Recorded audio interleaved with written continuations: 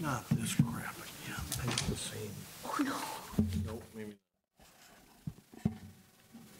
I just print everything out and kill a tree. He's in Pier.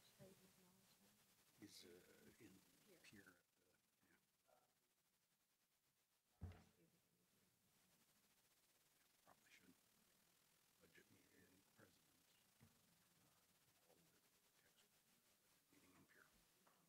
I'd say.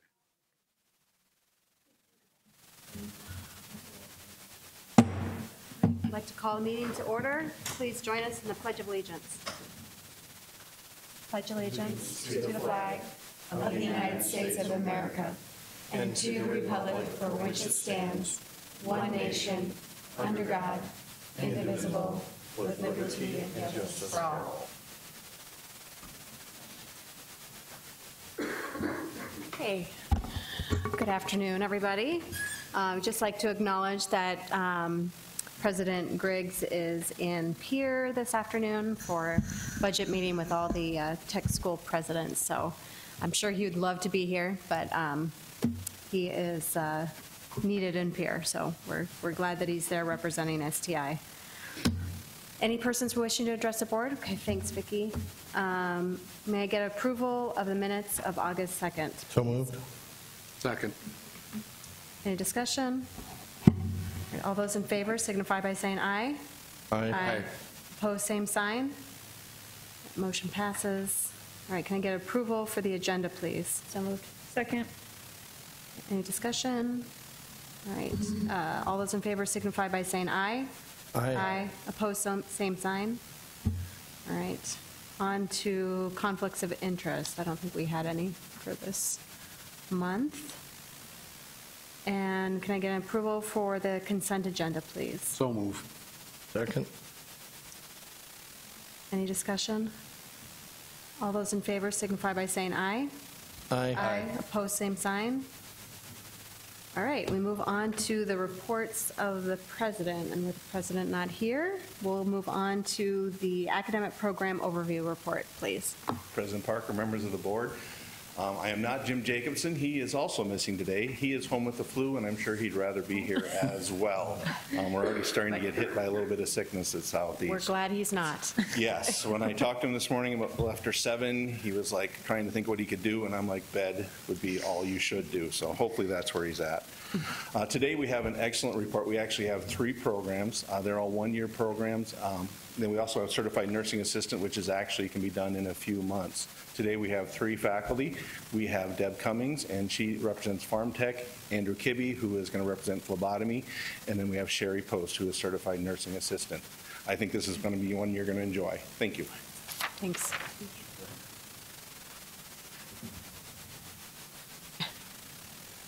President Parker and the members of the board, I'm happy to be here. My name is Andy Kibbe, and I'm an instructor at Southeast Tech, and I'm also the advisor for the phlebotomy program. So I'd like to talk about that a little bit today. As Craig said, the phlebotomy program is a 2-semester program. So we have 2 starts. We start in August, and those students finish in just before graduation in May, and then we also have a January start, and those students finish at the end of July. The program is, we like to market it as an entry-level healthcare program. Some students use it as a vehicle they work as a phlebotomist while they're in nursing school or medical school. Some people spend a career in phlebotomy. So I think it's a hard job. I think that nobody's happy to see the phlebotomist. You know, I tell the students, you know, you're not the pizza guy. So what they have to be able to do is they have to have the technical skills. And I'm a hard stick.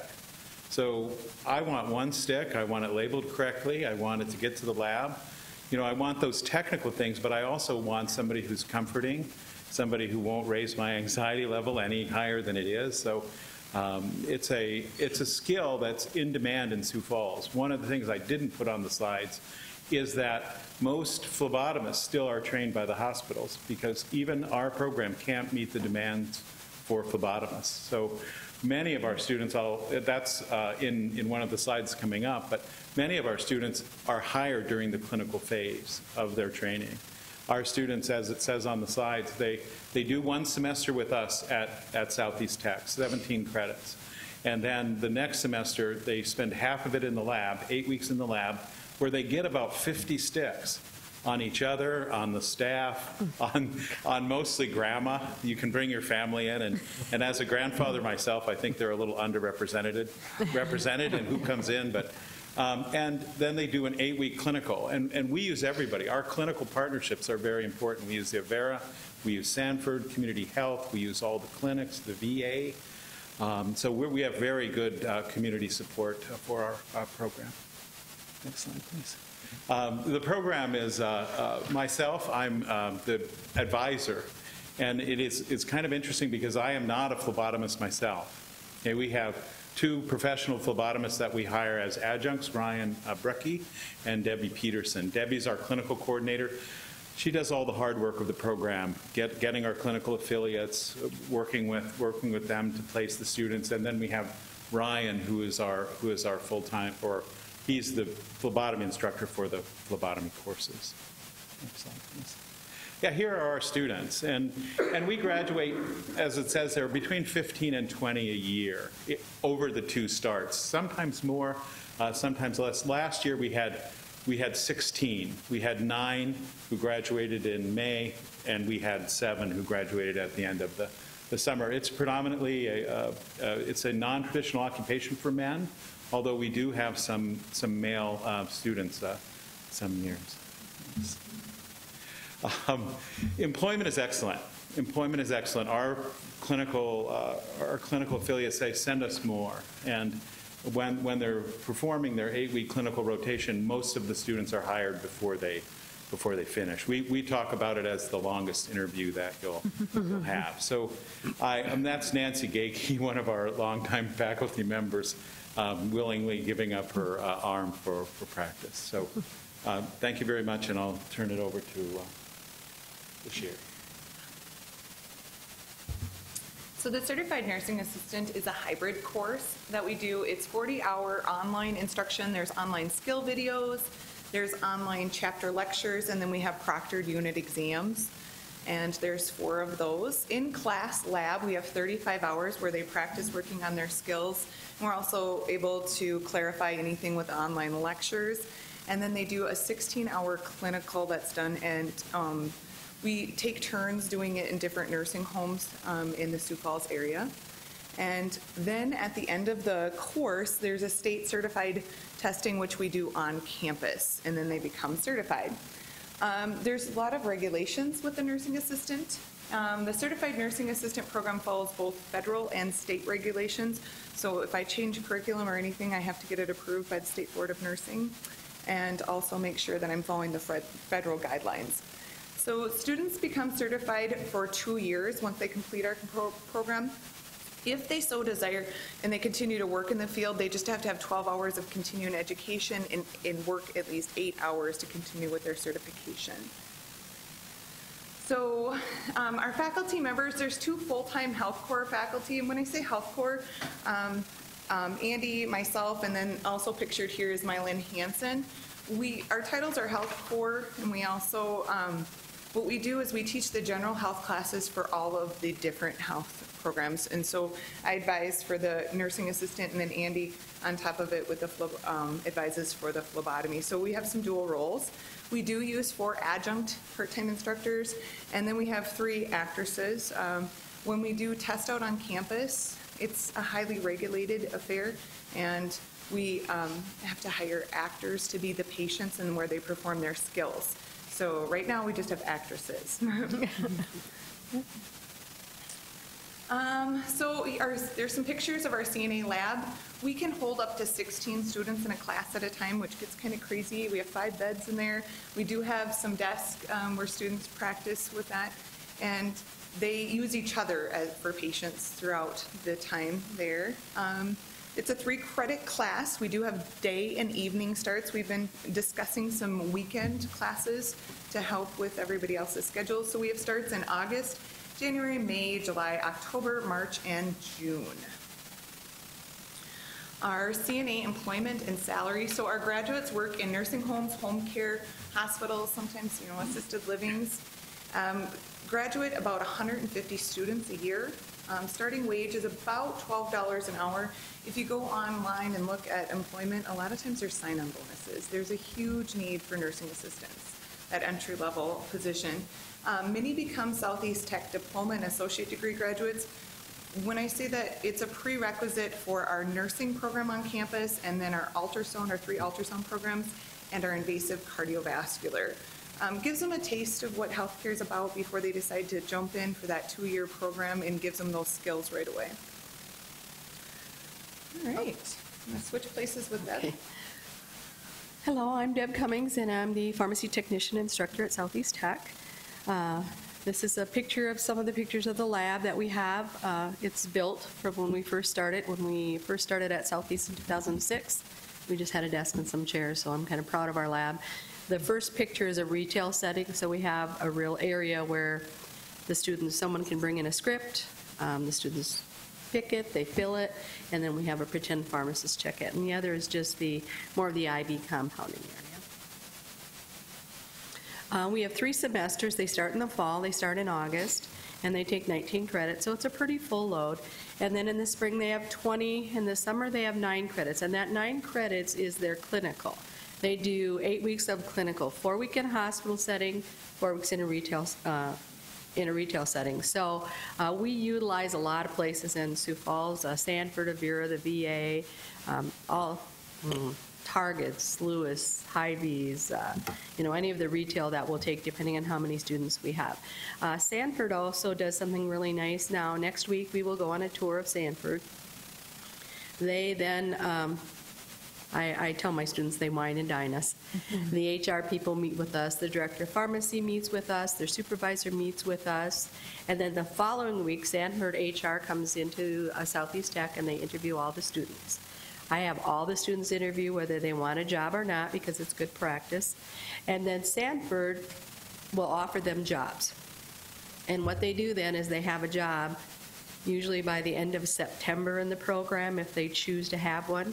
They'll hire them for 24 to 32 hours while they go to school with the stipulation that they complete the program, pass their certification exam, and then when they are done, they increase their hours. And Lewis Drug does the same thing the following week. So they come in, interview, talk with the students, and offer them.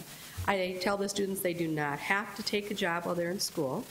Last year I had all but 3, and they decided they didn't feel they could work and do their classes justice, so that was fine. They had employment right after they graduated, but that's a nice plus to say I have a job and I haven't completed yet. So that's always really nice. That clinical gives them a little bit of idea because I think most people think retail pharmacy is we discount some pills and put them in a bottle and that's all we need to know. And there's so much more involved in pharmacy than that. So it kind of gives them an idea of what the hospital looks like, what retail looks like. We talk about home health and all the other places that they can work. We have the One Start. They do come back in that summer session for a 3-day review with me after they finish their clinical. So the first 2 days, they meet on campus. We do a review. The 3rd day, they take their certification exam. And that exam is given here in Sioux Falls at Pearson View Testing Center. And so it just freshens everything up and helps them go along and pass their boards. We are accredited by the ASHP, which is the American Society of Health System Pharmacists, and ACPE, the Accreditation Council for Pharmacy Education. We have been since the first year of the program. Every 6 years we renew that accreditation. So those are things. It's in July that the technicians sit for that PTCB, and they have a national certification. Once they pass a certification, it's good nationwide, which is a plus. Every 2 years, then they need to have 20 continue ed credits, which is very easy to get. And when they come for review, I explain to them how to get those continue ed credits. And so it's a plus for them to continue on even if they stop working in the field. Here's a group of students. They are garbed aseptically. As I told you, we have the retail portion and we have the IV portions, so they have to know how to garb to go into an IV room. And we have in the back where you see the door is a mock IV room, and there's 2 IV hoods in there, and we teach aseptic technique and how to garb and scrub and make IVs and chemos. So here they're just playing dress up, I tell them. And just recently, our program was noted for the 15th out of 15 pharmacy technician programs, and so I was very proud of that. And there's a great demand for pharmacy technicians all over. I have people calling all the time, do you have more? I'll take more. Can I have them now? So, thank you. Oh, average salary, I guess I forgot that one. It's about $30,000. I usually tell them they're going to start out around $14, $15 an hour. And in our world, it's a variance in whether they work nights, days, and weekends and holidays, so that pay can, increase, decrease. Retail usually pays a little less, but once they get in there, again, I say, here's your time to shine. I show them that you're a good employee, you're a good technician, and your pay scale will go up. So that would be it. Thank you. President Parker, members of the school board, do you guys have any questions for us? Thank you for listening. Oh, first of all, thank you. Wonderful reports, all 3 of you. With the pharmacy tech program, does Cigna or any of the mail order also use the Yes, tech we use programs? Cigna, we use Omnicare, Medvantix. There's Farm America, it's right over here, I think. So, and could the program, we need more room, basically, to grow the program and instructors? Is that? Right now, the numbers have been a little down. A lot of it is of course, students want to make, $40, $50 an hour when they come. We're working on it. Could we build that more? Yes, and we have had 2 starts, and we've had, tried the evening. We didn't have a big interest in the evening program, so Thank you. we would build it, yes. Well, I work in healthcare officially, so I have comments about the importance of the jobs that your students are doing. I'm a nurse, and so when I think about the phlebotomists, I work at Sanford, and we have some specific floors that are nurse draw, and then we have many other floors that are strictly phlebotomists. And so I can't tell you from a nurse myself how relieved we are when we see the phlebotomists show up, because we know that they have the skill and the ability to get that lab. And then we also talk a lot about the importance of those technical skills and getting that lab right, because if you think about the trickle-down effect of that patient getting the wrong lab could lead to the wrong treatment. They could get something they shouldn't, or not get something they should, or whatever. And so I think, you can't really put enough importance on the job of that that specific person in their labs. Same thing for certified nursing assistants. Oh my goodness, you come into work and you look at your assignment and you know that you're going to have a good day based on who you're working with. And so those people are so important, not just to the nurse, but to the patient. They probably spend more time with people than the nurse does, and for sure the physician does. And so, those skills that your graduating students with are so important, especially as our population of people ages. We're going to need more and more of those people to take care of people. So awesome. And the pharmacy techs, kind of goes back to the phlebotomist. If you don't get the right meds in the right drawer, or you don't make the right medication, that can have a huge impact on those patients. And so, to think that you can go to school for a year or for a few months and you can have such an important job of taking care of people, I don't think people really understand that. And so the work that you guys are doing is super important. And so I thank you from the healthcare industry for the work that you're doing of continuing to churn out those people, and however we can get more of those graduates. I know that many organizations in Sioux Falls, and probably just in our area, would be so grateful for the skilled workers that you guys are graduating every year. So thank you for the report, but also thank you for your time in the classroom with the students and the difference that you're making. It's our passion. We love it. That's You good. can tell. Yeah, very needed program. So thank you, Andy, Sherry, and Debbie. Thank you for being here today to share your story with us. Any other comments or questions? Right, I'll take a motion to acknowledge the Southeast Tech report. So moved. Second. All right. Any further discussion? Thank you very much. All right, all those in favor signify by saying aye. Aye. Aye. Opposed, same sign. All right. And enrollment update. I believe President. this could be a good news report. It'll be a good news report. Yes, it will. President Parker, members of the board. Before I actually introduce the individuals who will give you the enrollment report, President Griggs did ask me to give you some information regarding an event that's going to take place this Friday. If you haven't seen it in the media yet, you probably will hear about it before too long. We are doing, our students, through our Student Government Association and Student Activities, is holding an event for the Hurricane Harvey relief efforts. It's going to be downtown. We're going to have a semi down there. I think it's 13th Avenue or Street that they're going to block off part of it to have our truck down there. The goal is to get certain items, and they have a list of items that will be out there for people to see, that will actually go down, and it's really to replenish their pantry that goes through the same thing ours does after Christmas, for example. They need certain items, and they know they're going to be using them up, and now they got to replenish it, and so these particular donations will go down to the efforts. The South Dakota Trucking Association is going to help us to get that down to those people that are very much in need right now. So when you hear about it, now you heard about it from me too, so hopefully even if you can come down and see, 6 a.m. to 7 p.m. is a time frame that we'll have students there, we'll have employees there, just gathering what we can to send down to help those people. So wanted to pass that on.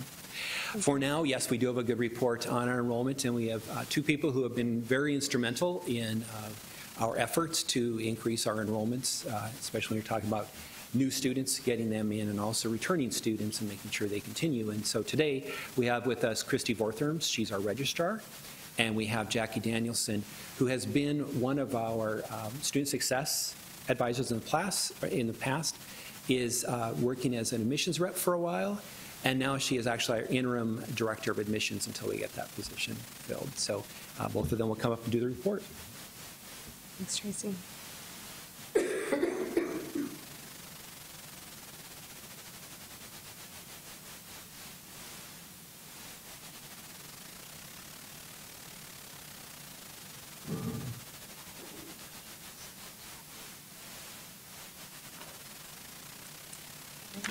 President Parker, members of the board, thank you for your time this afternoon.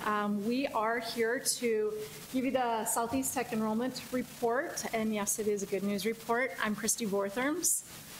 And I'm Jackie Danielson. All right, for the first slide. The top group of numbers represents the numbers of students we have. This fall, we're at 2,285 students, which shows an increase of 5.7%. which is a very exciting thing when you look at the previous years. And the bottom group of numbers shows the number of credit hours. So we are up 6.1% in overall credit hours. And this next slide shows students who are new to their program area. So this includes brand new students who are just starting their program of study. It also includes current students who maybe did a program change and are now starting a new program at Southeast Tech, and then also returning students. So perhaps a student that attended Southeast Tech in the past and has decided to come back for a new program.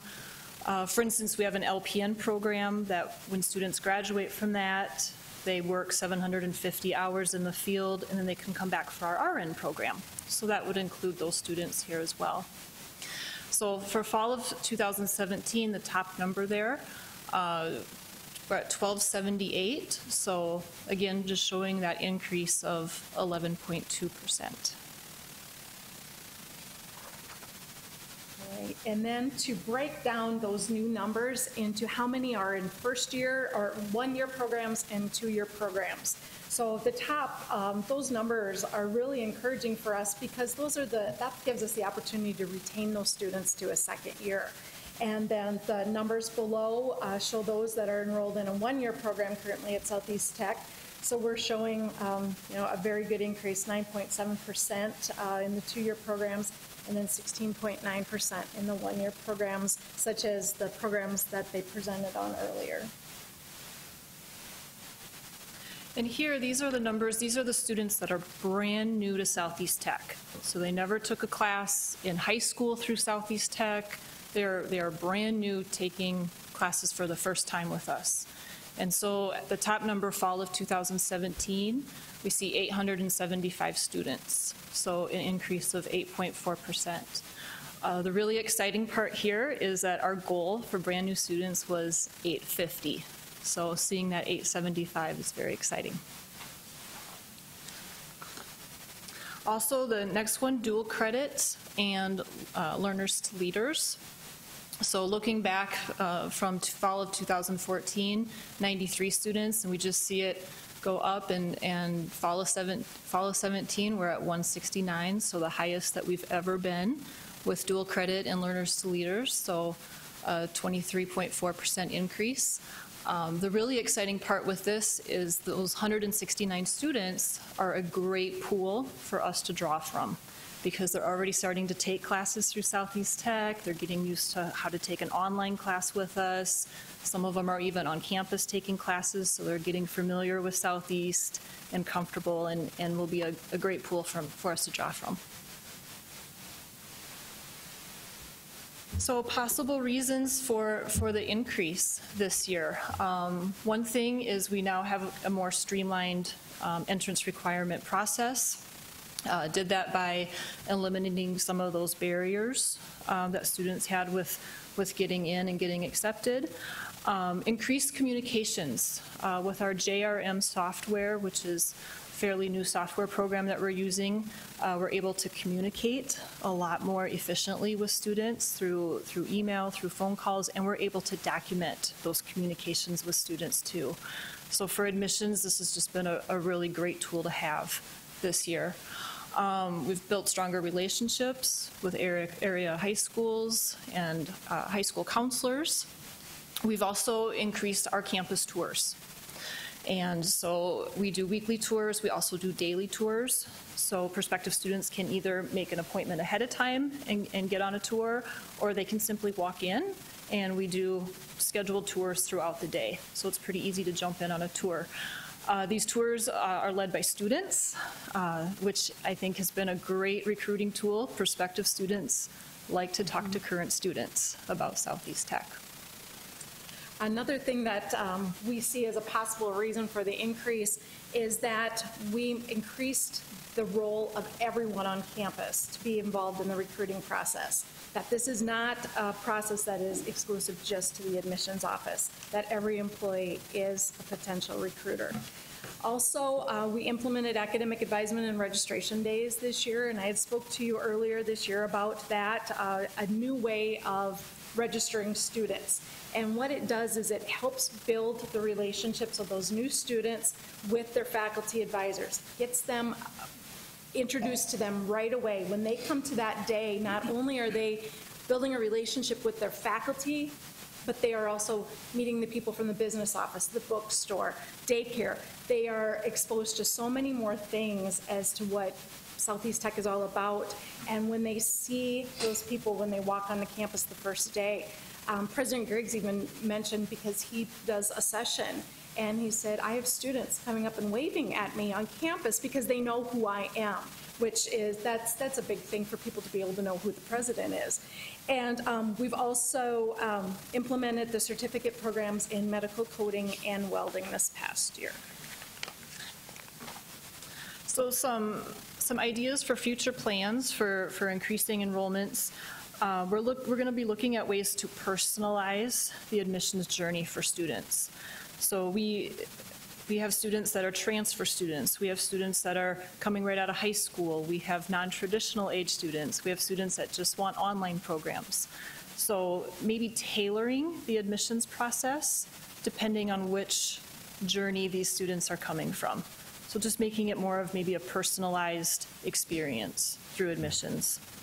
Another thing is increasing connections to regional high schools and just strengthening those relationships with high school counselors.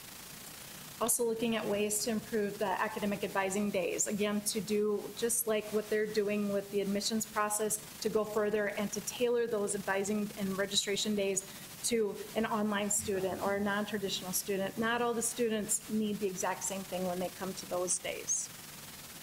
And increasing and improving prospective student communications. And again, our JRM software is going to be a very useful tool with this. So when our admission reps schedule high school visits with a high school counselor, we'll not only be able to let the counselor know, but we'll be able to contact all of our prospects and inquiries and applicants, those students, and to let them know, hey, one of our admissions rep will be at your high school on this date. Stop by and see us. And we will also continue to increase the involvement of all employees through the student recruitment, and that is going to be through there's going to be more opportunities available for faculty and other staff to connect with those prospective students. And then through academics, we will work on increasing certificate options for students also. Just a note is that these numbers are not final numbers yet. They're still getting to the nitty-gritty, and we'll be getting you more information, broken down more. But one thing about these numbers is they were cautiously optimistic, so the only way that we would see these changing is to increase. So that is our presentation for today. Do you guys have any questions for us? Any questions? Great news. Yeah, congratulations, and that took a lot of hard work to do that, even with the trends in college right now, entrance, the numbers are going down, so to change that trend and go for positive, really, really appreciate all of your hard work and making that successful. Thank you. Yeah. Thank you both, Jackie and Christy. Really great work this year, or this summer. Any other comments or questions? All right, can I get a acknowledgement of the enrollment update? Second. All right, all those in favor signify by saying aye. Aye. Opposed, same sign. All right, and on to the financial wrap-up. Rich?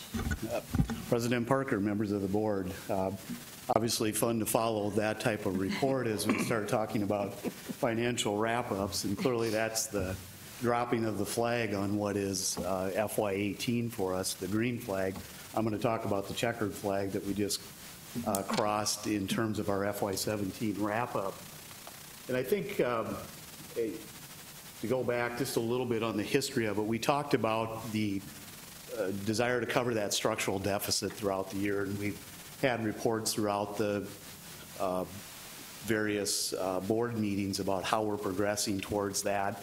And it's always a guessing game. I don't have a crystal ball as to where are we going to actually spend dollars. And I'm saying as we went through this, the folks in the room might disagree with me, but I don't think we took a heavy-handed approach in saying, you know, it's absolutely no expenditures. It's absolutely none of this. It wasn't trying to pull the rug out in achieving that goal. It was more of a soft approach to it. But it was really a unified effort from everybody on campus to recognize what we were trying to do and what we were trying to accomplish in meeting that structural deficit and trying to cover that throughout the year. So as we get to this year, I get the task or the pleasure of reporting on how we ended up and where we finished. So as you just look at this summary, and I laid the other reports against it, just so you can kind of get a sense of where we were at as we progress through the year. And things change, things move around, but at the end of the day, we're looking at this right-hand column there, and we were trying to get that to be zero. So last quarter, when I reported, I thought we were heading that direction. There's always some things, some anomalies, some extraordinary items that happen during the year that you can't always project and anticipate. So if you just look at the raw numbers, the numbers that we prepared when we handed over to the auditors, we're looking at a differential of about $75,000. In the scope of a $24 million budget, that's a small number. That's not a number to be concerned about. But if you dive deeper into that and you start looking at what made up that $75,000, there were some extraordinary items. There were some things that were actually budgeted in FY18 that are construction-related items that actually got underway in 17 and were paid for. So that gives us a head start into next year. So you can start to peel some of that away from that $75,000 differential. Another piece that came into it was the closeout of the TSI fund. That happened in this year, and we had to buy out some of the equity that remained in that fund as we went to close that and incorporate that into the post-secondary fund. So there was a small element to that. Another piece that I didn't put into the report really goes back to the consultant that we brought in mid-year when we started to look at what did we need to do to talk about that enrollment funnel. We didn't budget for that. We didn't plan for that. But I think it was an investment. It was money well spent when we go out and look at where we wound up in the year and the results that have happened. So that consultant primed the pump, but the folks in the room and on campus actually did the heavy lifting to get the numbers and where we're at and looking on the enrollment side of it as we head into this year. But so I'm happy with the results. Ultimately, it's you as the board to decide how we got to where we needed to be. As you look down on the report, I'm going to skip this part. We can come back to it if necessary. But really what I tried to do was go back into these individual categories. When you look at tuition and you start going at and breaking those apart a little bit more, diving down into the weeds a little bit and seeing where we had these favorable or unfavorable variances. And it's going to be all over the board. You're going to see things that are more discretionary where we have favorable variances when you get into some of the purchase services and you look at travel. We can control some of those types of things. We can try to be efficient with our supplies. So you see variances in those types of things. But what I really wanted to show you was on down the road here, a couple pages into it, is on this summary report that we present. And what I'm looking at here is the budget to actual numbers when we look at that revenue. And we see that we're at 99.62% of what we planned. I'll take that number every year. That's very, very close to achieving what we had projected we were going to do. Yeah, our credits were down, but we were up in other areas. But overall, we met that objective in terms of our revenue. When you go down and you look at the bottom line on the expenditure side of it, you see that we expended, I can't see it, it's too small, 98.07% or whatever that number winds up being, 98.03. In order to achieve that task just from an expenditure side, we would have had to have been in at 97.48%. That would have generated that $638,000 in savings that we were looking for in that operating task. So when you look at that differential, it's really 55 basis points. Again, that's in the margin in my mind. So without going into all the detail, I'm very pleased where we wound up with the year. I think we accomplished what we set out to do. $600,000 impact was not that. It's a relatively smaller one. And I think we can account for some of those differentials in that $75,000 in getting a jump start into our FY18 expenditures, but also an investment we made in that consulting and getting us think about how we look at our admissions and our recruitment activities. So we're on the right track and we're moving in the right direction as we go forward with it. So any specific questions as we want to dive into the details of anything within the reports? But what will happen next is this. The report that was prepared for the financial wrap-up is what we hand off to the auditors. Mm-hmm. So the auditors, you're getting what I think we did. In a few months, you're going to hear what we really did. And is there going to be some changes in that? Possibly, but I don't anticipate anything major being in there. Sometimes it's just accounting termination or determinations and whether we record something. But we're really right on track where I think we need to be. A lot of hard work. Yeah. When I think about sitting at the board table a year ago, looking at the $600,000 task that we asked you to take care of, to be $75,000 short of bringing that to zero, I think that's great work. Without the work of the consultant and everybody on campus, we wouldn't see the turnaround that we're seeing in enrollment for this coming year. So, and I know that we look at it a year at a time. That's part of our job.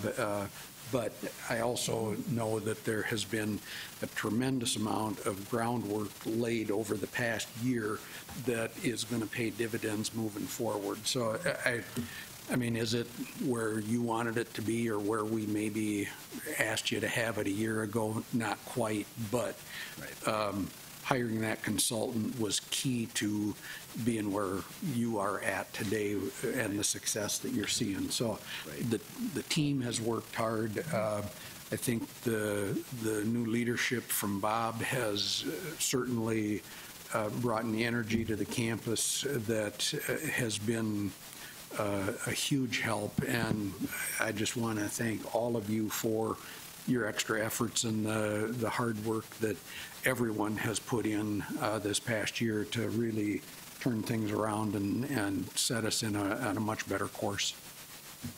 I was going to say, I think similar to how the admissions noted how everybody on campus really was a part of the success of bringing in new students and getting more credits. I think the same is true for the financial health of the organization. I think that took everybody working together and acknowledging how can we be, responsible with our supplies that we're using, and how can we, things like that. So you might think, I just teach this class, I can't impact that $600,000, but it really does take the buy-in and the contributions from everybody on campus to make that difference. So, and there's two approaches to it.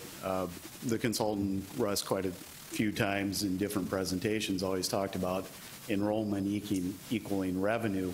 Those are the easy gains to get, or the more enjoyable gains to get.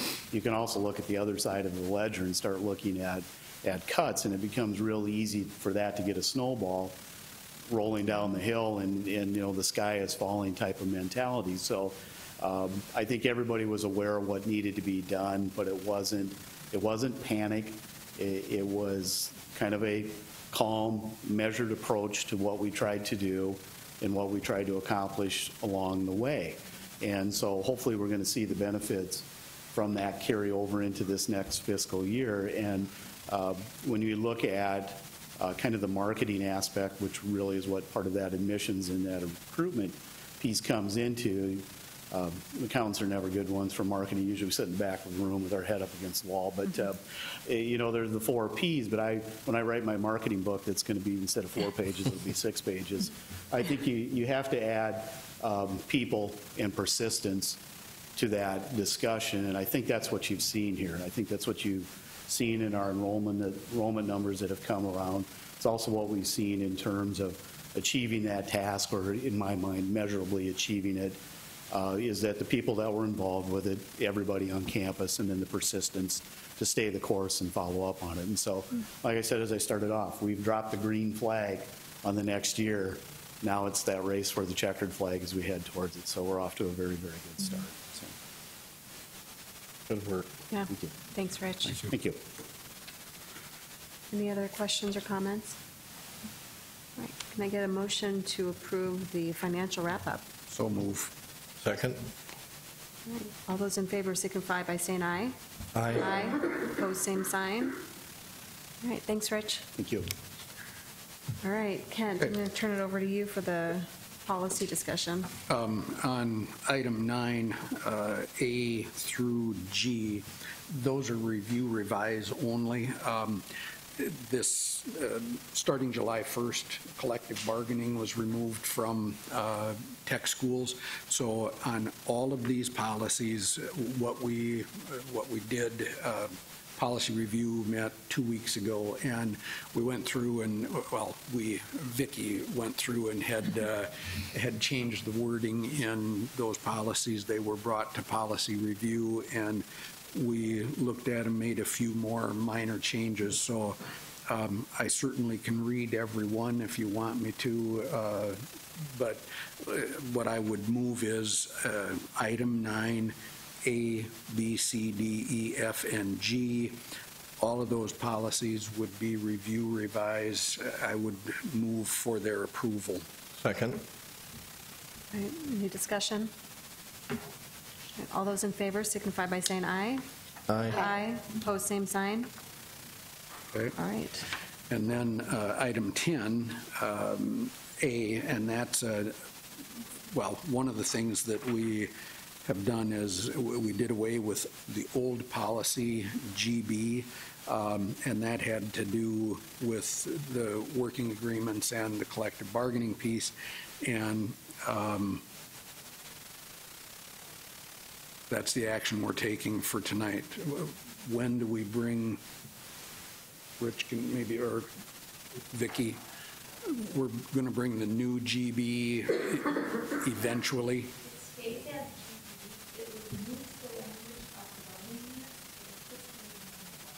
Okay. Yeah. Yeah. Okay. So this is the part of the task that well, not just administration, everybody on campus has worked to put together an employee handbook. Again, with the removal of collective bargaining, we have to have something in place to replace that.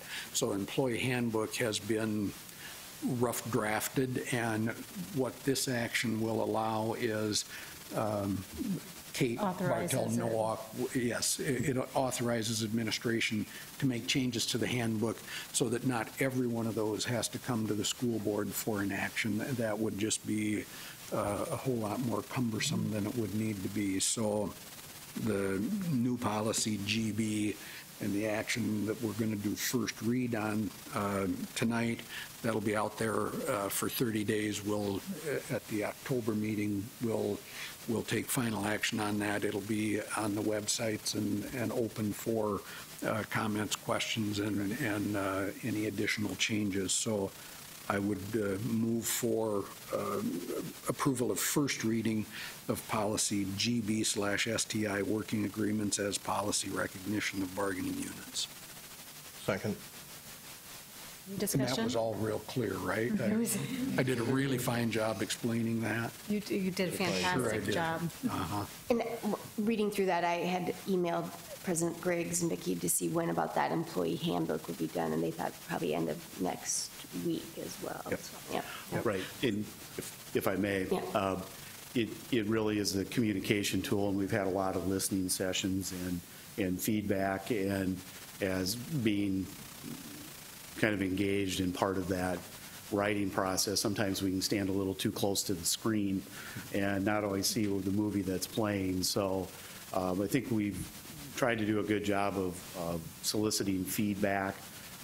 We've had multiple listening sessions. We've created forums in which folks can respond and say, hey, this doesn't make sense to me, type of things, and trying to just make that communication tool as good as we can out of the chute. I don't think it's ever finished.